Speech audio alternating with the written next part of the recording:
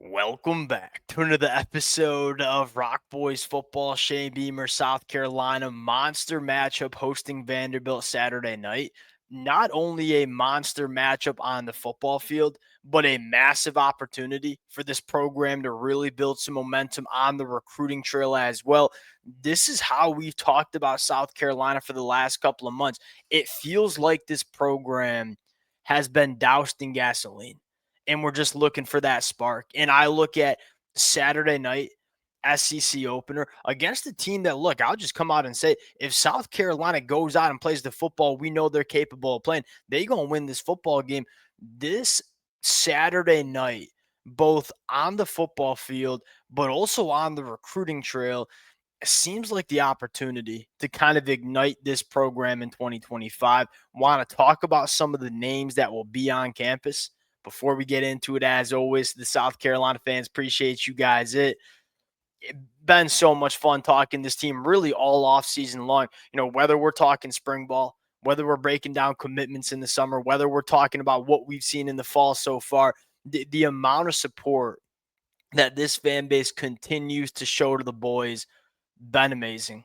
Appreciate you guys. If y'all do enjoy the content, consider subscribing to the channel. We will certainly be reacting to this one late Saturday night. Without further ado, let's get into it. I want to start with the biggest name that's on campus, five-star edge rusher, Leamian Gayton in the 2027 class. Now, he is currently committed to Texas Tech. He's got everybody going after him.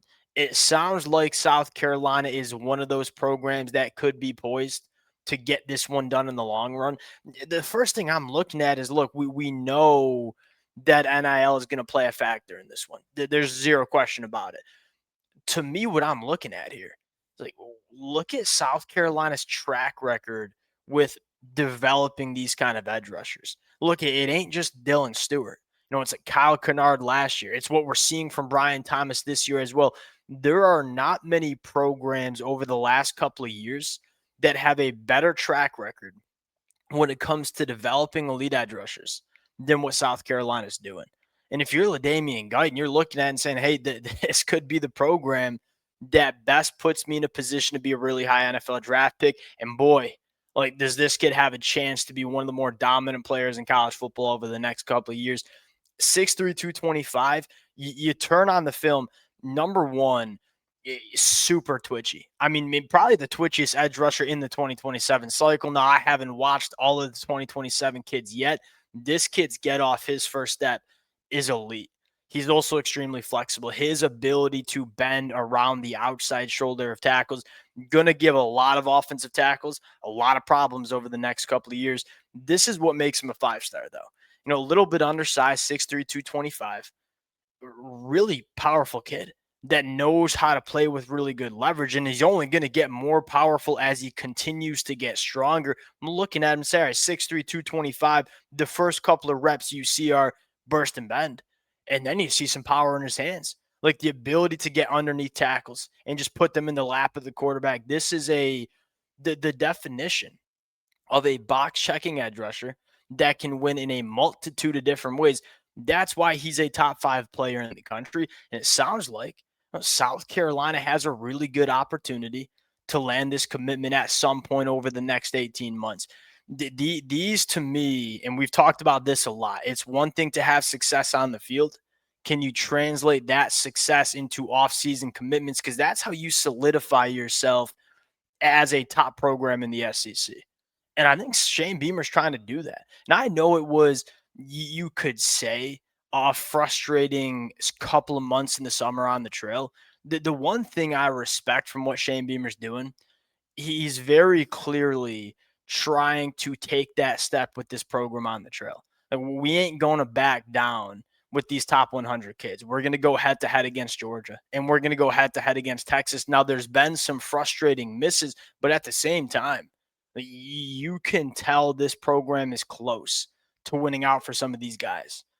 You put together some wins in 2025, you might see some of those commitments go South Carolina's way as we kind of go through the next couple of months. Another name that I think we have to mention, many of y'all know I'm a Michigan fan. 4-star edge rusher Julian Walker. Obviously, dad works with the program. I'll just say this as a Michigan fan that follows this kind of stuff, I don't feel super comfortable that Michigan's going to hold on to this one. I mean, he's probably going to be on campus for South Carolina just about every single weekend they have a home game. And I'll say this once again, you look, Michigan, I think, does a great job developing defensive linemen. You're an in-state kid. You live right down the road from South Carolina. You have a program that is very clearly showing that from a player development standpoint, it's one of the best in the country. This one would make a lot of sense for South Carolina, and you best believe it, they ain't going to give up on this kid. Really unique player in Julian Walker, 6'6", 255 pounds, has some versatility to his game. One, he's extremely long. Like one of the longer edge rushers that you see in the 2026 cycle. And I think there's some versatility to his game as well. I mean, he's 6'6" and a broad 6'6". I certainly could see this kid getting up to around 300 pounds and kicking to the inside. Also, could be a heavy handed edge rusher. There's not as much twitch and explosiveness that a guy like Leamian Gayton has. But with the length and the power that Julian Walker has in his hands, he's going to be very, very good against the run. He's going to be able to contribute as a pass rusher, too. I think with Julian Walker, and this kind of aligns with how Shane Beamer wants to do things, traits, man. Like this kid has everything you want in a difference making defensive lineman in the SEC. He certainly looks the part. He's a little bit more raw. I think there's some development that needs to take place. Man, the upside is there. And Shane Beamer has routinely bet on players that have athletic upside. Say, hey, give me the guys that look the part as an athlete. We'll make them good football players. It's worked for South Carolina over the last couple of years. Last name that I want to throw out, and a kid that I really do like, Tico Crittenton. This is a big position for South Carolina. Those big bodies in the middle of that defensive line. We talk about it all the time. You want to have good defensive line play. Got to get these bodies out of the high school trail. Tico, 6'4", 300 pounds, extremely powerful individual that can play the three tech, can give you a little value as a nose tackle as well. Not sure how big he's going to get. He certainly could get big. Kind of a little bit reminds you of what Kevin Wynn was like if he continues to gain weight. Obviously, the kid that committed to Florida State last class, powerful in his hands, really good presence as a run stopper. I think the pass rush upside you want to see continue to play out in his senior year. This kid's going to play, and he's going to play a lot for whatever program he ends up going to. But again, the most important part here is you can go get a wide receiver in the portal. You can go get a defensive back in the portal. It's hard to find guys that look like Tico at that position in the transfer portal. So if you want good defensive line play, make sure you get those guys out of the high school ranks. You look at South Carolina and say, look, it's a small class right now, right? You got 16 total commitments.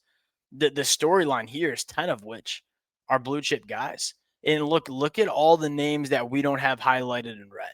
Whether it's Julian Walker, whether it's Tico, whether it's PJ Dean, Samari Matthews, Tamarian Watkins, you feel like if South Carolina can play the football we expect from them in 2025, let's see what this looks like come National Signing Day. We feel like this program is like on the what's the best term to use? It's just about to really kind of get hot. And I think that if South Carolina strings together some big wins on the football field, you're probably going to see this program get hot. We'll close it out there.